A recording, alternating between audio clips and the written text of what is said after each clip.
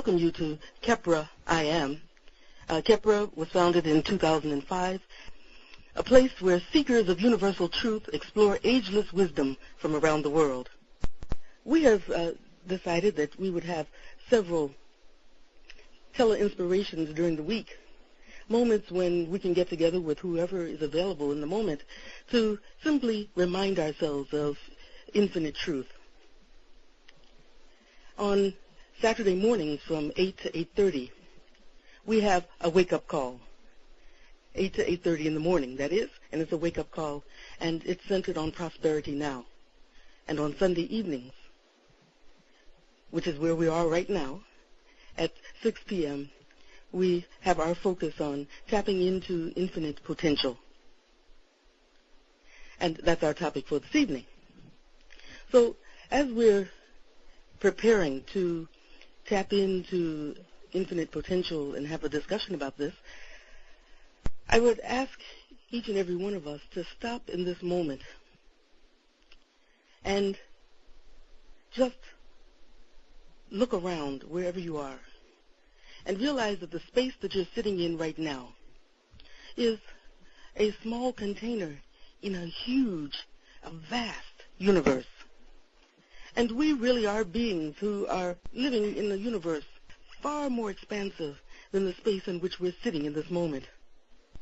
And so often, we get so preoccupied by the things that are in our immediate environment that we forget to look around and see that we have access to everything on the planet, to everything in the universe, really. That we're not closed off by the limitations of our past experiences, our past conditioning, or our past programming. That we came into the world as infants with truly infinite potentiality. What I find absolutely fascinating is that in the last 20 years, in neuroscience, in the study of the brain, it has been discovered that each one of us comes into the world with our brain prepared to learn all of the 10,000 languages that are on the planet and perhaps the 100,000 languages that have existed since human beings landed on planet Earth. And what's really interesting is that after the first 3 years, the brain actually dumps some neurons, and it dumps the neurons that haven't been used. So if we haven't heard certain languages with certain tones and structures in it, then the brain kind of says, well, we probably won't need that. It's not that we can't learn those languages ever, but that it may take us a little longer to really master the other languages after that point. And I found this out when I was working in South Africa in 2002. And while I was there, the last speaker of an ancient language made his transition. And this man was from amongst the people who lived in the Kalahari Desert. And it was said that the language that this man spoke was a language that had sounds in it from every single language on the planet. So this man had brain structures that were in place that allowed him could have allowed him to easily learn any language on the planet. Now, to make that make sense, there are certain languages that I heard when I was in South Africa that have clicks in it. And, for example, the people, the Khoi people, I don't know if over the phone you could really catch that kind of click sound that I made, and I'm not really good at it. As a matter of fact, I was on a program with Miriam Makeba in South America almost 20 years ago now, and she was trying to teach me the click song.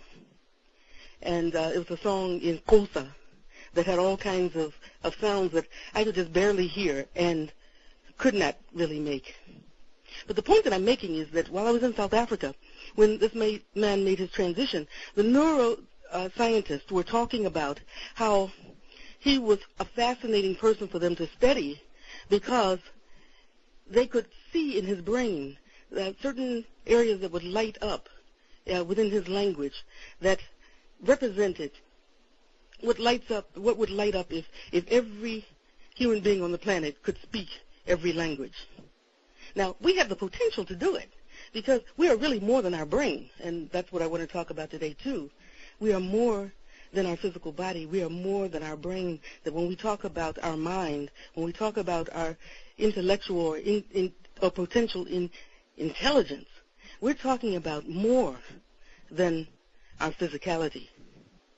So today, this evening, we're talking about tapping into our infinite potential. We're talking about recognizing that at birth, we come into the world really with the ability to become anything and everything. There's a big argument that's still going on in science and in education where they're asking the question, are we the result of nature or nurture? Essentially, what it seems is that most people will say it's both. That in one sense, by nature, and I'm talking about nature beyond just the physical form, we have the potential to learn every language. We have the potential and the structures, even within our physical form, to learn every subject. We come into the world with a natural curiosity.